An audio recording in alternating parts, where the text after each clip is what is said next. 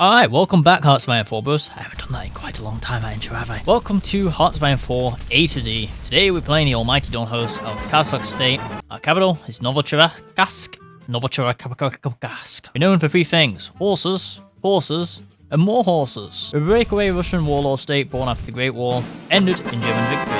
And yeah, we're kinda here now. And Black Monday is around the corner. Alright, so here we are in the almighty Dawn host. We're led by Pyotr Prasnov. We have Cossack state, and then we have Cossack army. We're going to do the bog standard research, so machine tools, construction. I've had a few of you in the comments asking for Vlasov path, which I'm not really sure how to get him. Play the Dawn, wait for the event after Black Monday, and have Krasnov dead, then pick Vlasov. Oh, it's that easy. Okay. Right, it's kind of chill then, so we don't have to do 1,000,001 things like the Albanian playthrough. So our next nation is the American Union state. So if you guys have any ideas on what to do for this nation, leave it down in the comment. But anyway, our first focus, can we actually do anything in here? Can't even do our army focuses. We can train divisions instantly, so that's pretty nice. So we're going to get some horses. Mighty Dawn host was originally proclaimed on May 18, 1918 by Atman Pyotr Krasnov. In the Russian Civil War, he assisted the White Army fighting the Bolsheviks and strengthened his position in southern Russia by allying with the Kuban. Just unable to the south, basically, this pink thing. Until, as the end of the war approached, the central white government in Russia ordered the suppression of the Kuban Republic. The Moscow government, led by Mr. Alexander Kerensky, does not like us. So yeah, we start with 7 divisions. The Liberation Army grows. The Russian Liberation Army, commonly known as the ROA, is the parliamentary wing of the committee. Okay, so this is led by Vlasov. Keep a close eye on him, or who is Vlasov, so we get some information on this. Born in Lakhmino in 1901, Vlasov was originally a student. Okay, so he was into theology and then pursued agricultural sciences, and then he was drafted into the Red Army. So yeah, there's some stuff on him. So this is my first run, so I'm not really sure what's gonna happen. Anything could happen because everything's pretty random. I'll just have to see who gets in Russia. Hopefully someone who's not going to try to conquer us instantly. Yeah, the economy has seen better days. We only have 6 civs to work with. It's just not, ideal. I might honestly just build mills. I might just build mills. I don't think we have time. First mill built February 11th next year. So bad. We don't even have engineer company researched. So we're going to have to probably research that. Berlin stock crisis has come to Verdun. So we now have no economy. Infantry equipment has tanked. So, if you thought things couldn't get any worse than they already are currently in the Dawn, you would be greatly mistaken, because now we have protests. The workers are rebelling actively against us. We do have a navy, it's just rather terrible. A few old submarines and a light ship. Okay, so our leader is gonna go, so yeah. He did not stick around that long, did he? Only a few months. Kalmykia secedes. There's nothing we can do to war with Kalmykia, or Kalmykia rises. The Kalmykia rises. Okay, well, this is gonna be fun. 7 divisions versus, I don't know how many they have. We're gonna gain their equipment anyway. Have 5 divisions. Damn, it's probably going to suck playing these guys, isn't it? Aftermath of the Rostov massacre. Vlasov manages to overthrow the social symbols files. Yes, that's what we're going to do. And now we got Andrei Vlasov in charge. Then we could go down his path. Go for Lister, Ausgear. Okay, that's all the cities. And that is Kalmykia, so we got 3 equipment there. Okay, so we just got Rostov Manifesto. We've got Compliance Gate. That's going to be very good for later. Oh yeah, we're going to declare martial law.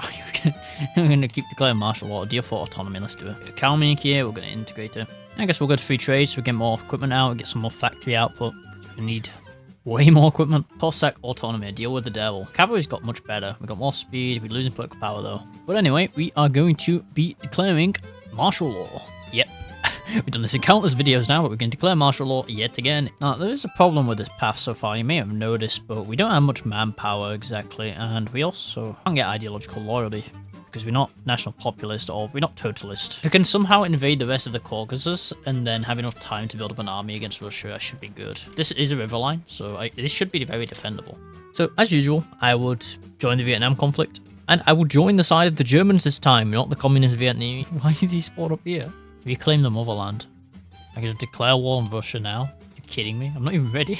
I want to liberate the rest of the Don first. Why would I go after Russia now? And the Germans have won, by the way. We won in Vietnam. Ladies and gentlemen, we got him. Oh, here it is. Threat from the north. Russia is being reborn. Blah, blah, blah, blah. We must not go to war. We can secure the south. Yes, I'm securing the south. I bloody need it. I bloody need the manpower. Ah, they've rejected the ultimatum. Oh, how dare they. Then I went in to say, teach the Cuban a little lesson. Then I did the same with the Mountains People Republic. I mean, imagine calling your country the Mountains People Republic. That is very, very creative. Our factory count 13. We're rolling in the monies now. Swedish state? Wait, what? I have a feeling PewDiePie is probably going to turn out a lot differently in this timeline. Yeah, the Russians get to go onto war economy now, which is, yeah. They're justifying on me. I am the Ukraine.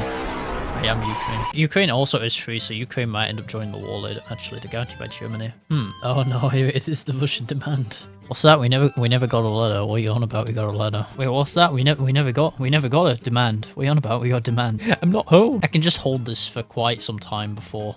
Like, I got like 8 days. I got like a week. I barely have enough divisions to cover the front line though. All they have to do is just attack me and I'm dead.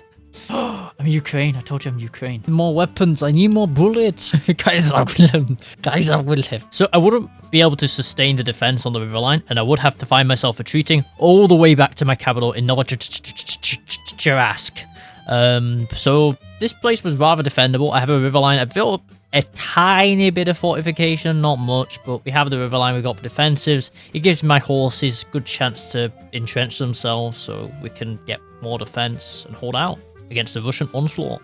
The Russians would keep throwing themselves at us. They would even try to send naval invasions, and this is what we just keep doing. Every time they landed, we would just defeat more and more of the divisions, so they had less divisions, less equipment to work with. So by the time the war actually came out in the Walt Creek, they basically just collapsed in a year or two. So with German and Ukrainian help, as well as Central Asia, Alash Order coming and helping us, we managed to take control of Russia, and we got most of the war score in the conference because most of the stuff is our claims, so we obviously need less points. And we also did a lot of the effort.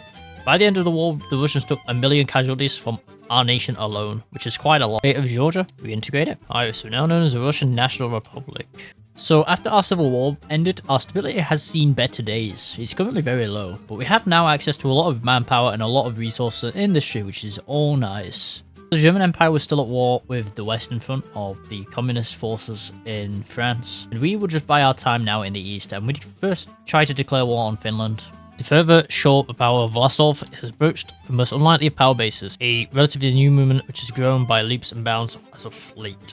Right, so we enforce class cooperation, divided Finland between the north and the south. Either join the Entente or seek allies. I fancy creating my own faction first. So I decided to intervene in Europe as the Germans were rapidly collapsing to the communist French and the faction. Oh, okay, that's Germany capitulated, so we're just going to try to take as much as we can. Pretty nice borders, I think. So I went from rapidly losing at the very start of the game, to struggling, to reclaiming Russia, to now becoming Russia. And yeah, this is what we're doing at the moment. Terrible, terrible thing. I have encircled Mariupol, by the way. I just realized I basically have to fight NATO. That's basically who I have to fight. It's just communist NATO. We lost so many men in this silly war, all just for a bit of land. But Darthy, I don't want to go to Russia. You are going to go to Russia. You're going to go to Russia. You're going to go west and do not look back. Yeah, I wish I could say that this campaign actually went well, but it didn't at all. We got to Odessa, and then basically we were stopped by infinite divisions from the International. Now, I have built up for a good few years, and to be honest, I'm not sure why I can't push. It's because they naval blocked me, and I can't get access to resources to actually build planes, despite having motherships and stuff. So yeah, I don't know if I can continue doing this. I mean, it's kind of a bit boring. I mean, we achieved our goals of unifying Russia anyway as this place, so it isn't very strong. You know, if you click on a lot of these countries in Kaiserredux, they've got a lot of buffs to them. We don't have a lot of buffs. So we're actually significantly weaker than everyone else. And you know how everyone else has their own unique focus tree and they have their own unique buff? Yeah, apply that to the whole faction and we're completely demolished. So, yeah. Anyway, this was the almighty Dawn host in Hearts of War. We played the Vlasov path and it was fun until endgame, I guess. I suppose I just blame the game RNG and how it turned out, how the International just absolutely dominated the Germans. I don't know. I mean, what do you guys think? I just really don't want to continue this playthrough, this one specifically. I just don't want to continue this playthrough specifically because it's going to tire me out for future videos, if that makes sense, because it's just soul-sucking. It's just absolutely soul-sucking. But if anyone wants to save, all by means, I'll gladly give it to them. We'll be visiting the American Union State after, so we're probably going to have a bit better experience. We're not going to be on the European continent. We're going to have our own little things happening in America. Anyway, thank you for watching, and I'll see you in the next one.